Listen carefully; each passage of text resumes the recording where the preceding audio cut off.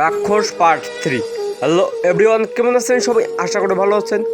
আবারও চলে এলাম নতুন একটি ভিডিও আপডেট নিয়ে। সবার আগে অনেকে রাক্ষস নাটকের পার্ট 1-2 দেখে নিয়েছেন, আর পার্ট 3 এছাড়াও কাছেন, শুধু তাদের জন্য তৈরি করেছে আজকের এই ছোট্ট ভিডিওটি।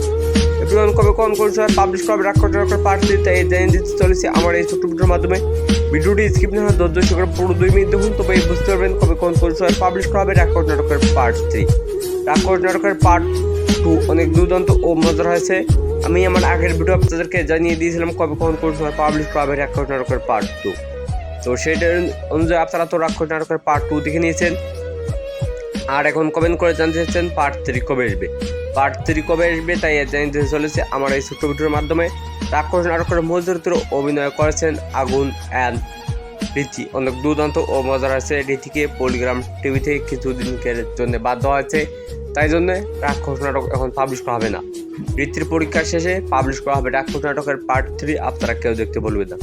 তো আজকের ভিডিও সবটি ঘোষণা করা হলো। ভিডিওটি ভালো লাগলে একটি কমেন্ট আর একটি শেয়ার করে সবার মাঝে ছড়িয়ে দিন। পুরো ভিডিওতে হাত আপনাদের সঙ্গে অনেক অনেক ধন্যবাদ।